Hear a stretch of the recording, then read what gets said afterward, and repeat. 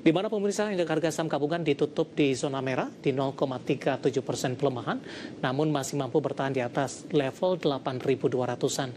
Tepatnya penutupan sesi kedua hari ini ditutup di level 8.227.200. Intraday tertinggi hari ini di 8.288.279. Terima kasih untuk Anda masih bergabung bersama dengan kami, dan di segmen ini kita akan review jalannya perdagangan di sepanjang hari ini. Di perdagangan awal pekan, di mana indeks harga saham gabungan lebih cenderung mengalami pelemahan, meskipun pelemahan berhasil terpangkas dan indeks harga saham gabungan kembali ke level 8.200-an. Dan kami ingatkan kembali, Anda masih bisa berpartisipasi di WhatsApp interaktif di 0812 di 8788 di 3723 seperti yang tertera di layar televisi Anda nantinya. Dan saat ini kami sudah terhubung melalui Zoom bersama dengan Ibu Liza Kamelia Suryanata yang merupakan Head of Research Kiwom Sekuritas Indonesia. Kita akan langsung sapa saja. Ibu Liza, selamat sore. Apa kabar Ibu? Halo, sore Mas David. Baik-baik, terima kasih. Terima kasih juga Ibu Liza sudah meluangkan waktu di IDX Channel. Di perdagangan awal pekan, Ibu, indeks harga saham gabungan lebih cenderung mengalami tekanan, namun pelemahan lebih ke arah terbatas, dan posisi saat ini indeks harga saham gabungan sudah kembali ke level 8.200-an. Analisis Anda secara teknikal pergerakan indeks harga saham gabungan di awal pekan, ketika di sepanjang pekan lalu indeks harga saham gabungan berhasil menyentuh level penutupan tertinggi di sepanjang masa. Betul sekali, tadi Mas David katakan bahwa pelemahannya terbatas. Walaupun hari ini sempat turun ke sekitar 8.100-an, tapi ternyata secara teknikal memang dia langsung ditopang oleh support pertama, yaitu MA10, persis di sekitar low 8140 tadi ya. Nah, bahkan masih sempat hari ini membuat rekor baru tertinggi di 8287.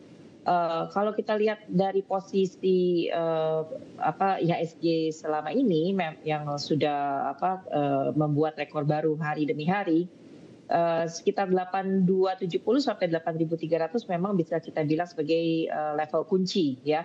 Apakah ini akan bisa ditembus atau tidak? Secara dari sisi indikator pun sudah masuk wilayah overbought sebenarnya ya. Jadi kita lagi menunggu-nunggu nih mungkin trigger apa yang bisa membuat IHSG ini bullishnya tambah kuat, artinya dia bisa menembus atas 8270, 8300, atau dia pilih untuk pullback dulu sejenak gitu. Baik. Kalau pullbacknya ke sekitar 8150 sampai 8100 itu masih kita anggap wajar ya.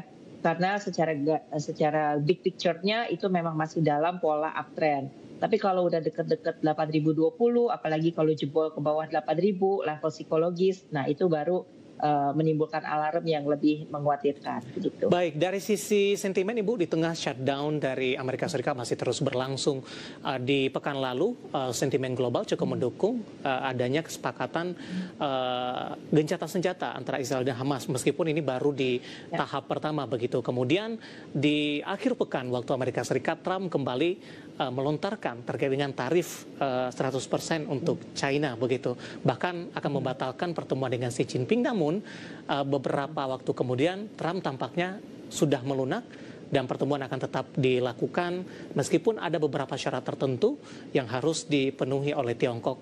Analisisnya seperti apa di sisi sentimen Ibu di tengah shutdown-nya Amerika Serikat? Oke, kalau kita bicara di sini bintang utamanya mungkin adalah Trump ya. Dan kita tahu dari sisi personality dia tuh kadang dia bicaranya gampang sekali berubah-ubah begitu.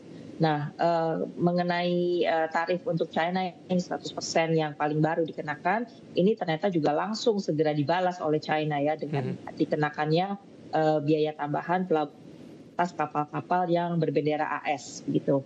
Nah, jadi ini juga semakin memperumit kondisi trade war tersebut, dan ditambah lagi memang dari sisi teknikal juga saham-saham Wall Street indeksnya ini juga terus rekor demi rekor setiap harinya. So kalau kita lihat posisi mereka juga, misalkan aja S&P 500 ya, ini juga Nah, ini juga sebenarnya sudah hampir mencapai level target yang menurut saya ini mungkin ada di sekitar 6.800-an. Kalau dari sisi indikator malah lebih jelas, RSI-nya ada negative divergence, artinya apa? walaupun S&P 500 ini pesannya naik terus ya, Iya, tapi sebenarnya buying momentum sudah mulai melemah sedikit demi baik. sedikit. Nah, kemudian penutupan pekan lalu juga ini menimbulkan bearish engulfing candle yang yang penurunannya cukup signifikan, tapi masih ada satu level lagi yaitu 6540 yang kalau misalkan nanti malam ini tidak bisa bertahan, Oke. secara futures S&P 500 katanya sudah naik lagi akibat Trump itu sudah menenangkan dengan kata-kata don't worry about China, semuanya akan baik-baik saja begitu. Baik. So ya kita lihat dinamika ini. Oke, Ibu Liza, hari ini beberapa sektor dan saham menjadi pemberat indeks harga saham gabungan perbankan Big Cap masih melemah, bahkan BBCA hingga ke 7.300-an kembali. Saham-saham grup Prayogo Pangestu secara dominan hari ini juga mengalami tekanan. Tapi saya mau ke properti terlebih dahulu, Ibu. Hari ini juga ikut menjadi pemberat di sesi pertama pada siang tadi. Sektor properti melemah di atas 1%. Saham PANI dan CBDK masing-masing melemah di 7 dan juga 8%. Dari sisi sentimen, pemerintah tampaknya menghapus proyek PIK 2 dari daftar PSN, Ibu, dengan beberapa alasan tertentu. Salah satunya adalah tidak sesuai dengan tata ruang, dan permasalahan ini tampaknya sudah berlangsung dari 2024 yang lalu. Bagaimana analisis Anda pelemahan dari saham-saham properti, terutama untuk PANI dan CBDK, Ibu? Ya, kalau PANI dan CBDK koreksi tajam hari ini karena memang berita terbaru tersebut ya.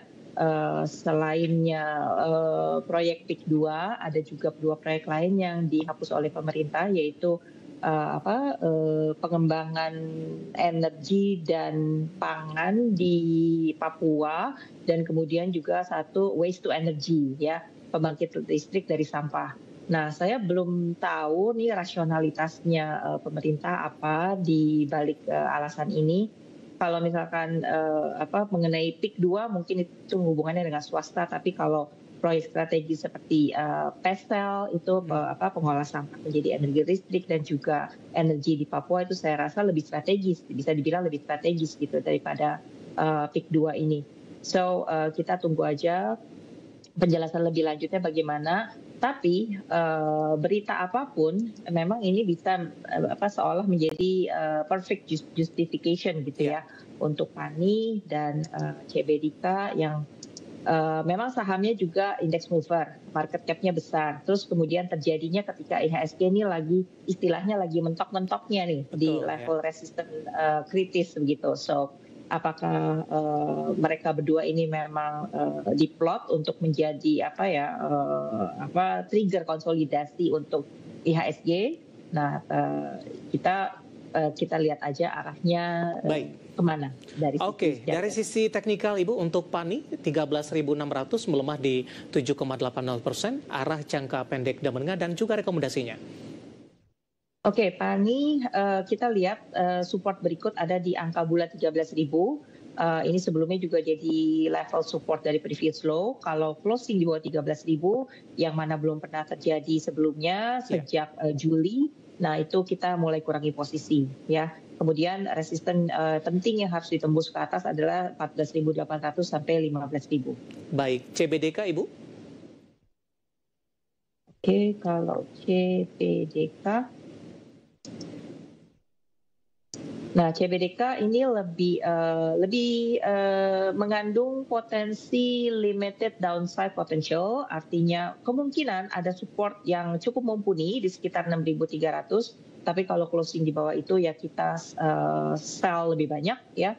Resisten yang perlu diuji adalah ke atas 6.800 sampai 7.000. Penutupan hari ini di 6.425 melemah di 9,19%. Sektor properti ada PANI dan CBDK menjadi memperberat indeks harga sektor properti, maksud kami, hari ini juga melemah di atas 1% dan menahan laju indeks harga saham gabungan. Dari properti kita ke perbankan Big Cap, Ibu. Hari ini perbankan Big Cap ikut menjadi pemberat juga untuk indeks harga saham gabungan. Kita ke BBCA boleh, Bu, ya? Hari ini melemah di atas 1% dan kembali ke level 7.300-an. Analisis dan rekomendasinya, supportnya masih terjaga tidak, Bu? Dengan intraday terendah hari ini pas di 7.300. Level ini juga pernah disentuh sebelum saham-saham perbankan Big Cap naik signifikan di Kamis pekan lalu. Iya, dan dan level 7275 ini persisnya pernah menjadi support dari bulan April ya. Jadi kalau balik ke level ini lagi sekarang, sementara kalau kita lihat dari indikator relative strength index-nya, kemungkinan buying momentum ini pelan-pelan mulai picking up ya. Terus kemudian kalau kita lihat big picture-nya, ini harga BCA harga 7.300 persis berada di posisi support long term. Jadi menurut saya ini sangat worth trying sekali untuk spekulatif buying di situ ya. Memang kita tahu sentimen di sekitar finance, index banking memang belum cerah begitu ya, bahkan masih cenderung gloomy. Tapi kalau dilihat di posisi Friday itu mulai ada inflow masuk sekitar 1T ya. Yeah. Nah, waktu kenaikan kemarin itu hari Kamis itu saya rasa ada sentimen positif dari omongan Pak Purbaya ya, bahwa dia bilang akan ada insentif untuk pasar modal jika regulasi sudah lebih diperketat dan lebih disiplin gitu. Baik. Nah, ini terkait saham banking lebih kepada proyeksi kinerja mereka juga, karena mereka kan baru saja dikucurkan likuiditas 200 triliun ya, yang mana itu tidak boleh untuk beli obligasi tapi harus untuk penyebaran kredit. Nah, rapor aslinya I believe ini akan tercermin di kuartal 4 ya. At least akan ketahuan nih Mas David, apakah kreditnya itu benar-benar bisa tersalurkan atau enggak di tengah masa yang katanya penyaluran kredit sekarang lagi susah gitu. Nah, terus kemudian apakah dalam menyalurkan kredit mereka tetap menjaga kesehatan NIM dan juga NPL-nya tidak bertambah begitu, karena mereka harus kejar setoran kredit, jadi menjadi tidak prudent gitu, main asal kasih kredit aja, akibatnya NPL jadi tinggi. Nah, things like that ini menjadi sorotan bagi sektor banking. Baik, analisis dan rekomendasi dari sektor perbankan yang hari ini kembali menjadi pemeran indeks harga saham gabungan, dan lagi-lagi keputusan investasi tetap ada di tangan pemirsa IDX Channel. Ibu Liza, menarik, kita akan jeda kembali terlebih dahulu, nanti kita akan coba lihat saham-saham pilihan apa saja yang Anda rekomendasikan, dan pemirsa kami akan segera kembali sesaat lagi.